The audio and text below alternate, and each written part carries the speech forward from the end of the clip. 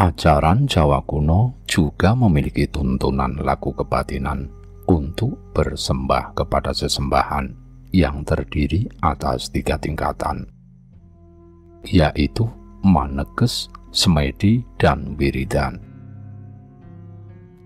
Walaupun 3 perkara itu seperti mirip-mirip saja pengertiannya, tetapi perlu diulas agar dikenali nuansanya.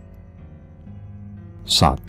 Maneges itu perilaku kebatinan yang diwujudkan dalam kegiatan bertapa di tempat-tempat sepi yang bertujuan untuk menerima petunjuk Tuhan. Ada yang menyebutnya sebagai sembah jiwa kepada Tuhan.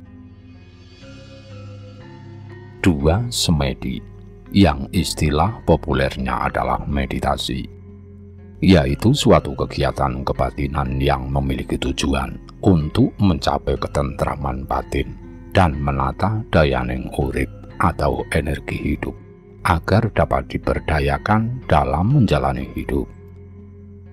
3. Wiridan, yaitu kegiatan batin dengan membaca melafalkan rapal atau japa mantra yang isinya untuk berserah diri kepada Tuhan. Umumnya dilakukan dengan rutin dengan hitungan-hitungan tertentu.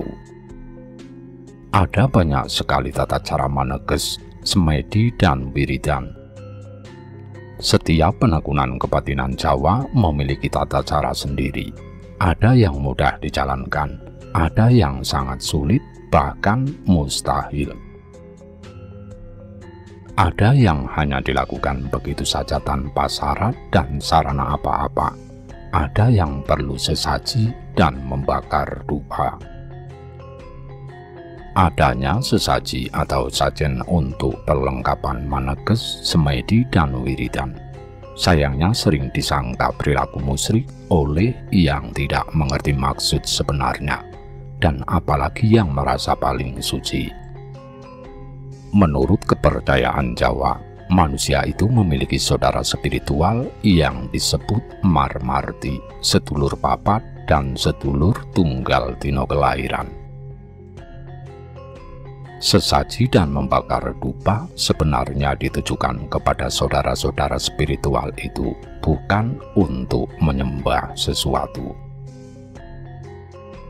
Maksudnya adalah memberikan sesaji dan pedupaan sebagai upah atau balas jasa kepada para saudara spiritual itu yang telah bersedia membantu menjaga sukma dan ikut membantu sewaktu manusia melakukan kegiatan Maneges, Semedi, dan Wiridan. Tentang rapal atau mantra untuk Maneges, Semedi, dan Wiridan juga banyak macamnya. Setiap penekunan memiliki rapal mantra sendiri. Ada yang harus dilafalkan lisan bersuara, ada yang cukup dalam hati, ada juga yang harus diucapkan atau dibatin, tetapi dengan lafal suara glegeno, yaitu kata-kata dalam mantra yang diambil konsonannya saja dan diucapkan dengan huruf Jawa glegeno atau A, telanjang tanpa huruf bantu bunyi vokal. Maneges merupakan laku batin cara Jawa yang paling tinggi tingkatannya. Tujuannya juga yang paling dalam bila ditinjau dari kacamata spiritual, yaitu memohon petunjuk langsung dari Tuhan. Dapat disamakan tingkatannya adalah memperoleh makrifat dalam tasawuf Islam. Maka untuk mencapai tataran Maneges dibutuhkan jiwa dan raga yang benar-benar bersih. Setidak-tidaknya sudah mengerti hakikat hidup yang baik, benar, dan tepat terlebih dahulu. Maneges dapat dianggap sebagai puncak laku kebatinan. Paramayoga, tataran yoga yang paling tinggi, sebagaimana dikatakan oleh Pujangga Raden Ngabehi Ranggawarsita. Dengan laku Maneges yang paling tinggi inilah, Pujangga Ranggawarsita mendapat anugerah dapat membaca kitab para dewa yang disebut Pustaka Darya dan dijadikan salah satu sumber pustaka beliau ketika menulis serat Paramayoga. Manegesnya para tokoh Jawa yang mumpuni umumnya menghasilkan petunjuk gaib. Kemudian yang bersangkutan oleh komunitasnya dianggap sebagai sesepuh, para ampara atau guru kebatinan. Petunjuk gaib yang diperoleh ada yang kemudian dijadikan kitab suci atau holy book untuk kelompok penekunan kebatinan yang berguru kepada sesepuh tersebut. Hal ini yang kemudian menghasilkan kerancuan pengertian tentang kaweruh ajaran Jawa, yang aslinya sebagai falsafah menjalani hidup bergeser menjadi aliran kepercayaan setengah agama.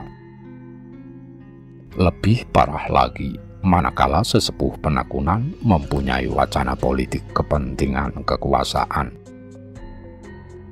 maka terjadi perbenturan kepentingan politik antara tokoh ajaran Jawa dan ulama agama yang juga tega menggunakan agamanya sebagai landasan berpolitik merebut kekuasaan. Citra ajaran Jawa dan agama sama-sama disimpangkan dari ajaran murninya yang bernuansa damai bagi umat manusia. Maneges membutuhkan kebersihan jiwa dan raga. Ukuran bersihnya jiwa raga dapat diketahui dari berhasil atau tidaknya menerima petunjuk Tuhan. Disinilah sering terjadi penyimpangan. Si pelaku maneges merasa telah menerima petunjuk, padahal sebenarnya bukan petunjuk Tuhan. Suara yang didengar telinga batin atau gambar dan tulisan yang dilihat mata batin bukan petunjuk sejati. Para pengikutnya terlanjur terpesona oleh daya linuih yang dimiliki sang sesepuh dan menjadi fanatik. Maka tidak sadar lagi ketika dijadikan alat kepentingan oleh sesepuhnya.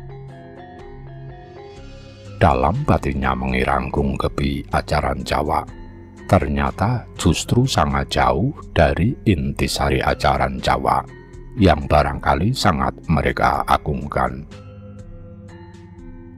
Maka hendaknya jangan terburu percaya kepada orang yang mengaku-aku sudah menerima petunjuk. Semedi atau semadi atau meditasi juga dikenal dalam ajaran Jawa. Laku semedi umumnya juga dianggap sebagai ritual sembah batin yang digerakkan untuk bersembah adalah spiritual seseorang. Kiblatnya adalah menghadap ke pusat hati atau goa kesejatian hidup, pusat hasrat yang membuat manusia hidup, guwa siring urip. Puncak semedi digambarkan dengan pepatah mati sakjroning urip. Dalam keadaan itu, para pelaku semedi merasakan keadaan spiritual yang mulia dan serba nikmat, memikat dan membuat betah. Kondisi ini digambarkan dengan sangat baik dalam serat Dewa Ruci ketika Bima bertemu dengan Dewa Ruci di dasar samudra. Dalam cerita berbentuk tembang itu, Bima berhasil mencapai keadaan spiritual tersebut setelah masuk ke dalam badan Dewa Ruci.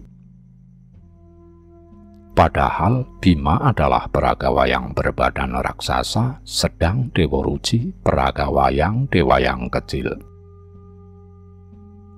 Hanya perwujudan Dewa Ruci adalah sama persis dengan Bima, Bima yang kecil sekali.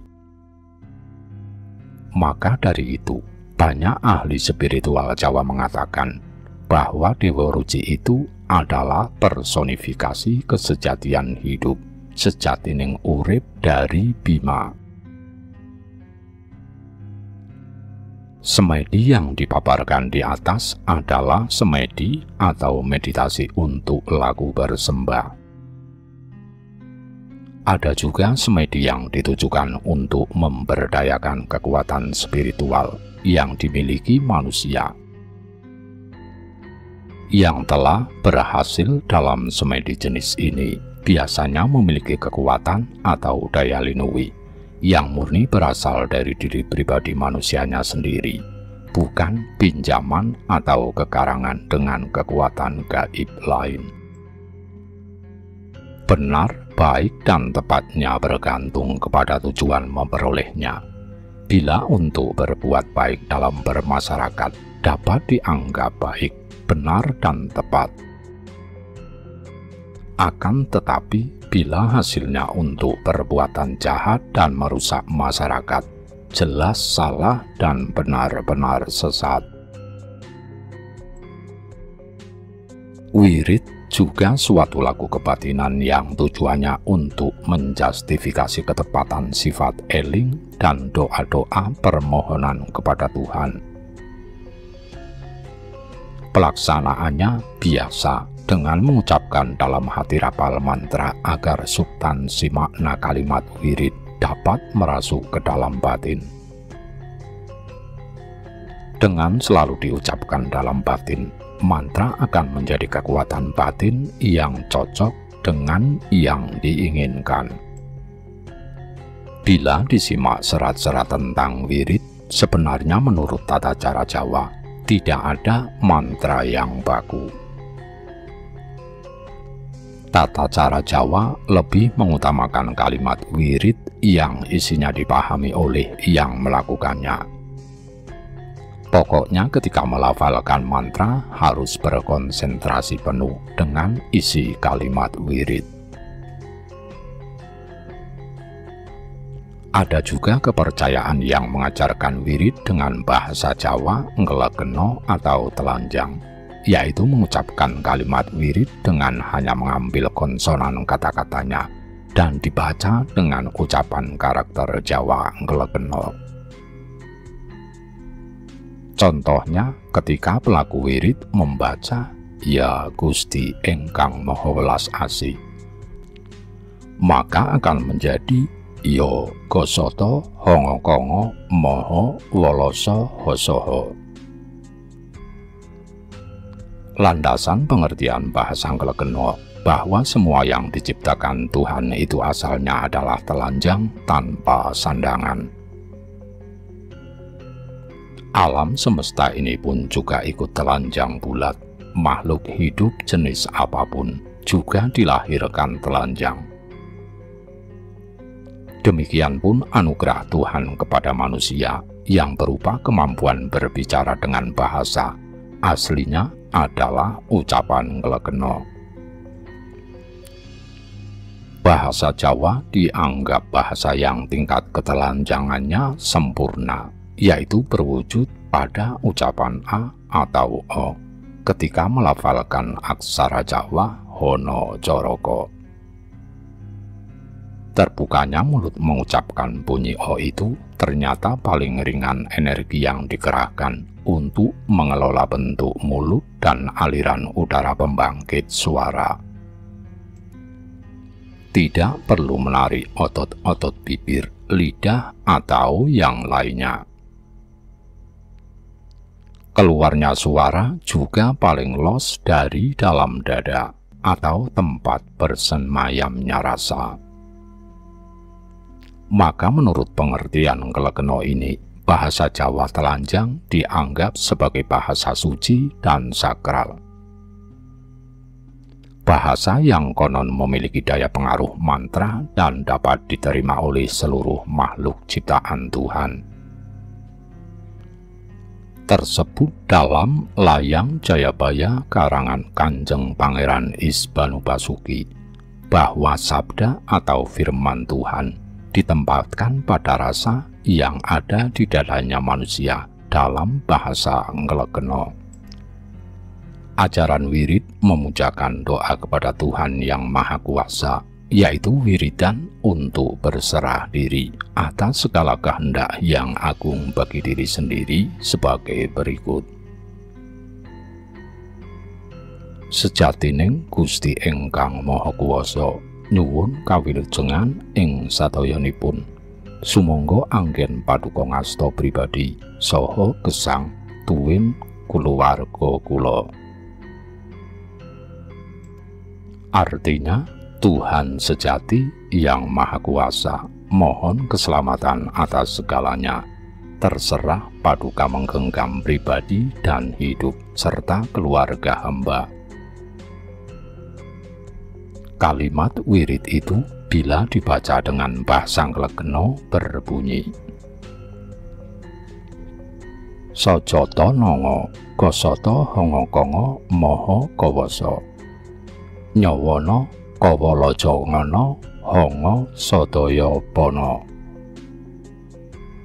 samanganggaka hangagana padaka ngasata para pada saha kasanga tawana kalawaraga kala. Wirid berserah diri ini seyogyanya diusahakan agar dapat bersuara dalam batin tanpa henti. Untuk itu memang perlu diusahakan benar-benar, sehingga bukan hanya hafal mantra, tetapi substansi mantra memancar dari lubuk hati. Bila sudah terbiasa, mudah-mudahan dapat menerangkan pikiran dan membesarkan tekad menjalani seluruh kewajiban hidup terhadap kemanusiaan secara keseluruhan, yaitu dalam rangka melu memayu hayuning bawana. Bila diperhatikan lebih jauh, rahasia wirid tersebut dapat ditarik pengertian bahwa nuansa kebatinan yang diajarkan oleh ajaran Jawa, bahwa manusia hendaknya selalu berserah diri kepada Yang Maha Kuasa. Upayanya adalah melalui wiridan yang makna dan ucapannya ditanamkan betul dalam batin, sehingga lafal dan makna kalimat wirid itu memancar dari lubuk hati secara terus-menerus. Tidak sekedar menghafalnya, apalagi menghitung-hitungnya ketika melakukan wiridan. Di tengah kehidupan masyarakat, banyak ditemui kejadian dalam pergaulan yang saling dengki dan iri antar sesama. Dapat juga karena rebutan rezeki dan kekuasaan muncul perselisihan, pertengkaran, bahkan pembunuhan. Untuk menghadapi keadaan yang seperti itu, perlu juga melaksanakan wirid penolak santet, teluh, dan tenung yang sangat cocok dengan ajaran Jawa. Bunyinya sebagai berikut: Sekabehing pitenah lan penggawe ala kang tumuju marang ingsun kalimputa ana ing sajroning swasana. Artinya, semua fitnah dan perbuatan jelek yang tertuju kepadaku, lenyaplah dalam suasana. Yang kalau di bahasa Nglegena akan berbunyi: Saka bohonga watanaha lana pangawagawa halakanga tamaja maranya hangasana kala mapata hana hanga sajarananga swasana. Bila diwujudkan dalam bentuk doa akan berbunyi: Sejatining Gusti ingkang Maha Kuwasa mugi kersa paring pengayoman ing sedayanipun. Sedaya fitnah tuwin pentamel awon ingkang tumuju dumateng diri kawula lan keluarga, mugi kalimputa ing salebeting swasana. Tuhan sejati yang Maha Kuasa semoga berkenan memberi perlindungan terhadap segala hal, semua fitnah dan perbuatan jahat yang tertuju kepada diri hamba dan keluarga, semoga menjadi tawar di dalam segala suasana. Dalam wirid inilah ajaran Jawa memberi tuntunan agar dalam menghadapi fitnah, perbuatan jahat, tipu daya, penjerumusan, dan lain-lain perbuatan jahat tidak dibalas dengan yang setimpal. Tetapi lebih utama agar semua perbuatan jahat itu menjadi tawar adanya atas perkenan Tuhan yang mengayomi segala makhluk. Dengan demikian, penekun wirid dapat menang dari orang-orang yang ingin berbuat jahat tanpa mengalahkan siapapun. Bahkan mendoakan agar sembarang orang yang ingin berbuat jahat itu menjadi ingat dan sadar. Namun demikian, agar dapat memberdayakan wiridan itu memang memerlukan laku. Laku yang pas untuk diimplementasikan adalah ajaran Pancabrata dari Raden Ngabehi Ranggawarsita, seperti yang telah dikemukakan terdahulu. Selain itu, juga dilengkapi dengan upaya berkomunikasi dan memberdayakan saudara-saudara spiritual, yaitu sedulur Papat Kalimo Pancer, sedulur Marmarti, dan sedulur tunggal dina kelahiran. Upaya ini juga merupakan ajaran Raden Ngabehi Ranggawarsita yang akan disampaikan pada wacana Bawarasa selanjutnya. Agar terlaksana benar bila memiliki cita-cita luhur, sebaiknya ketika akan melakukan laku batin, hendaknya mengingat-ingat wejangan 8 pangkat. Akan lebih manjur apabila di dalam batin disertai mengingat-ingat kasih sayang ibu kandung masing-masing. Mengingat-ingatnya cukup sesampainya saja. Misalnya ingat ketika ibu mengelus-elus kepala ketika masih bocah. Kasih sayang yang tercermin dalam elusan-elusan kepala itulah yang diingat-ingat dan direproduksi. Bila berhasil mereproduksi ingatan akan kasih sayang ibu kandung itu dalam batin, biasanya akan merinding dan bisa juga bergelora seluruh tubuh kita, merindukan kasih sayang yang demikian tulus. Sebaliknya, apabila yang berdoa adalah seorang ibu demi keselamatan dan keberhasilan anak-anaknya, maka sang ibu sedapat mungkin mengingat-ingat ketika mulai mengandung si anak, melahirkan, memelihara, dan mengasuhnya, hingga saat sang anak sampai pada umur ketika didoakan itu. Bila dapat nyambung komunikasi batin antar ibu dan anak, maka akan dapat terwujud apa yang diharapkan bersama. Juga kekuatan komunikasi batin ibu dan anak yang terpelihara dengan baik akan mampu menolak atau mampu menahan datangnya santet, teluh, tenung, dan segala perbuatan jahat dari sesama makhluk. Ada juga kalimat mantra untuk memberdayakan kekuatan spiritual manusia untuk sesuatu tujuan kebaikan sebagai berikut. Ajiku panggugahing sarining sukmo, sarining tentrem, hanggugah sarining asihe mas menggung brojo inti, hanggugah tuwuhing asihe Gusti Kang Maha Agung, keparingno kula nyuwun. Sebutkan apa yang menjadi tujuan Anda.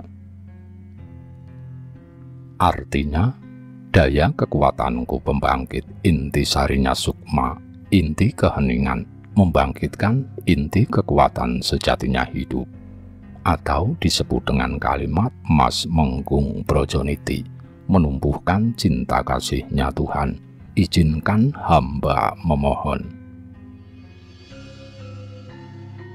Demikian apa yang dapat kami sampaikan, semoga bermanfaat bagi kita semua.